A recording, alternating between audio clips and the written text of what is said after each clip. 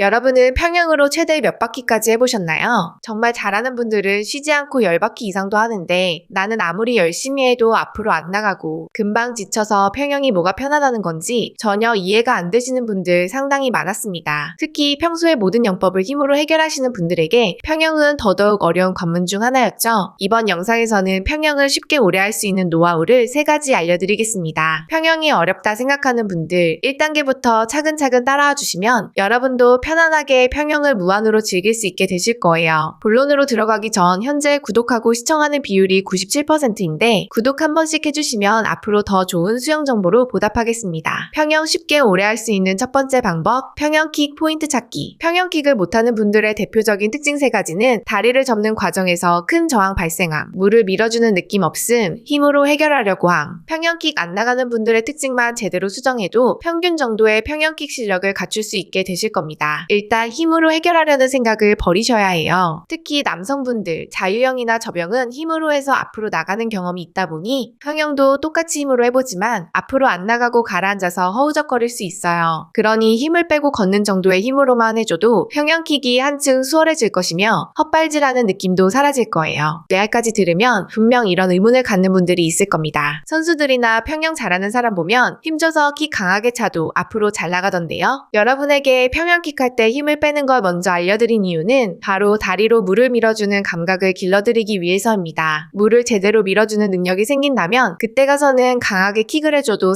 상관없습니다. 그럼 평형킥 할 때 물을 밀어주는 느낌은 어떻게 해야 알 수 있을까요? 강습에서는 강사님이 이런 식으로 어느 구간에 힘을 줘야 되는지 알기 쉽도록 딱 받쳐주고 여러분은 그냥 그 부분으로 물을 밀어주기만 하면 되죠. 하지만 혼자서 물을 밀어주는 감각을 익히기 위해서는 제자리에서 한쪽 다리씩 평형킥을 연습해주는 방법이 가장 편리하면서 확실하게 물 미는 감각을 익힐 수 있습니다. 평형에서 물을 밀어줄 때는 지금 포인트 나오는 부분으로 물을 밀어야 하며 제자리에서 할 때도 이 부분에 물이 잘 밀리는지 생각을 하면서 연습하셔야 합니다. 이 연습이 제대로 되고 물을 밀어주는 감각만 여러분이 알게 된다면 웨지킥과 윕킥 둘 중 어떤 거라도 앞으로 쭉쭉 나가는 기적을 경험하게 되실 겁니다. 빨리 잘하고 싶어서 급하게 하지 마시고 차근차근 해주세요. 수영 실력은 점진적으로 상승하는 게 아니라 계단식으로 좋아지기 때문에 원리와 감각을 익혀주면 한 칸씩 실력이 쑥쑥 상승됩니다. 평형 오래 할 수 있는 두 번째 방법은 저항을 최대한 줄여주는 겁니다. 평형은 호흡할 때마다 상체로 모든 저항을 다 받게 되고 킥을 차려고 할 때 다리를 접는 동작 역시 저항이 심하게 걸리면서 속도도 떨어뜨리고 체력도 심하게 갉아먹습니다. 평형을 오래 하고 싶다면 일단 저항을 최대한 줄여야 하는데 신경 써야 할 포인트는 딱 두 곳입니다. 호흡이 끝난 뒤 몸을 일직선으로 만들어주는 것과 킥을 위해서 다리를 접을 때입니다. 먼저 킥 동작을 준비하는 과정에서 필연적으로 다리를 접을 수밖에 없습니다. 그런데 이때 다리를 너무 빨리 접게 되면 몸이 가라앉게 되며 속도가 급격하게 줄어듭니다. 우리 몸은 앞으로 가기 위해서 열심히 움직이는데 다리가 딱 접히게 되면 저항이 걸리게 되면서 속도가 줄어들고 하체가 급격히 가라앉게 됩니다. 그러니 다리를 접을 때는 힘 빼고 살살 엉덩이 쪽으로 당겨주시고 물을 밀어줄 때만 살짝 힘을 줘서 킥을 차면 저항을 최대한 받지 않으면서 킥을 할 수 있습니다. 평형을 잘하는 분들에게는 너무 당연한 거 아닌가? 이런 생각이 들겠지만 평형이 잘 안 돼서 고민인 분들은 이 부분을 전혀 인지하지 못하는 경우도 많습니다. 그러니 앞으로 킥 준비할 때 저항받지 않도록 신경 써주세요.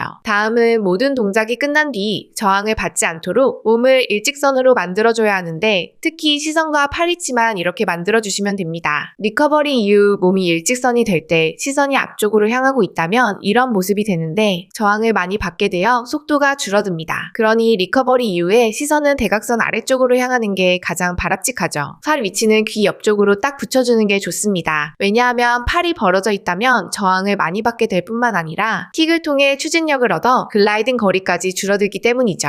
상체 포지션을 잘 만들었다면 하체 포지션은 다리를 일직선으로 쭉 펴고 발목까지 쭉 펴준다면 완벽한 스트림라인 자세가 됩니다. 그리고 킥과 스트로크 타이밍만 잘 맞다면 한 번에 5m씩 나갈 수 있습니다. 평형 오래 할 수 있는 세 번째 방법은 몸에 힘을 쭉 빼주는 겁니다. 여성분들보다 남성분이 안 되는 점 딱 한 가지를 꼽으라고 한다면 바로 힘을 빼는 것인데요. 장거리 수영을 하려면 최대한 효율적으로 모든 동작을 해줘야 합니다. 그런데 킥 한 번 할 때마다 있는 힘껏 한다면 몇 미터 가지 못해 금방 지치게 되죠. 특수부대에서는 장거리 수영을 위해서 평형을 가르칠 정도로 적은 힘으로 가장 오래 할 수 있는 영법입니다. 평형에서 힘을 줘야 할 할 구간과 빼야 할 구간을 각각 알려드리자면 힘주는 구간은 다리로 물을 밀어주는 순간과 물잡기를 통해 상체를 띄우며 호흡할 때 이렇게 딱 두 가지 경우를 제외하곤 전부 다 힘을 쭉 빼고 하시면 됩니다. 호흡을 한 뒤 팔을 앞으로 뻗어주는 리커버리 동작할 때 힘을 빼고 해도 아무런 지장이 없고 물속에서 글라이딩을 할 때도 유선형 자세만 유지한 상태로 힘을 빼줘야 하죠. 평형을 힘으로 하시는 분들은 물잡기 할 때와 다리로 물을 밀 때 빼고 힘을 풀어줘야 하는 연습을 해주셔야 하는데 딱딱 나눠서 하기가 참 어렵습니다. 그래서 차라리 모든 동작을 힘 빼서 연습하는 걸 추천합니다. 모든 동작을 천천히 한다는 느낌으로 해주는 것만으로도 잔뜩 들어간 힘을 충분히 풀어줄 수 있고 이렇게 천천히 해도 몸이 앞으로 나갈 수 있다는 사실을 인지할 수 있게 되죠. 힘을 완전히 뺀 상태로 평형이 충분히 가능하다면 킥 동작 때 살짝 힘을 써보시고 다음은 물잡기하고 상체 들어주는 타이밍에 맞춰 힘을 살짝 써보세요. 많은 힘을 사용하지 않아도 쭉쭉 앞으로 나갈 수 있고 체력적으로도 호흡도 크게 차오르지 않기 때문에 원하는 만큼 오랫동안 평형을 하실 수 있게 되실 겁니다. 오늘 알려드린 3가지 연습 간단히 요약해보자면 첫 번째 평형 킥 포인트 찾기. 다리로 물을 제대로 밀어주지 못해 제자리에서 힘만 쓰는 분들 너무나 많은데 지금 화면에 보이는 부분으로 물을 밀어줘야 몸을 앞으로 나가게 만들 수 있습니다. 강습에서는 이런 자세로 강사님이 잡아주시지만 혼자서 연습해야 한다면 제자리에서 한쪽 다리로 연습하며 밀어주는 감각 익히고 반대쪽 연습 이런 식으로 다리로 물을 제대로 밀어줄 수 있게 된다면 평형킥 어렵지 않게 하실 수 있으실 거예요. 두 번째, 저항을 최대한 줄여주기. 평형에서 저항을 줄이기 위해 신경 써야 할 포인트는 다리를 접어줄 때 빠르게 접는 것이 아니라 천천히 스무스하게 접고 물을 밀어줄 때 강하게 상체에서는 호흡한 뒤 팔을 앞으로 쭉 뻗는데 포지션은 양쪽 귀 옆으로 딱 붙여주기 이렇게 2가지 포인트를 신경 써서 저항을 줄이게 된다면 글라이딩 거리가 이전보다 확실하게 늘어난 걸 체감하실 수 있습니다. 세 번째는 몸에 힘을 쭉 빼주기. 평형에서 힘을 써야 하는 구간은 물 잡고 호흡하러 올라오는 순간과 평형킥에서 물을 밀어주는 순간 이렇게 딱 2곳을 제외하곤 나머지는 전부 힘을 풀어주고 하셔야 체력을 아낄 수 있습니다. 처음에는 힘을 써야 할 때와 빼야 할 때 구별하기 어려우니 완전히 힘을 풀고 살살 해보는 게 좋습니다. 오늘 내용 수영장에 가서 꼭 연습해보시고 후기는 댓글로 알려주세요.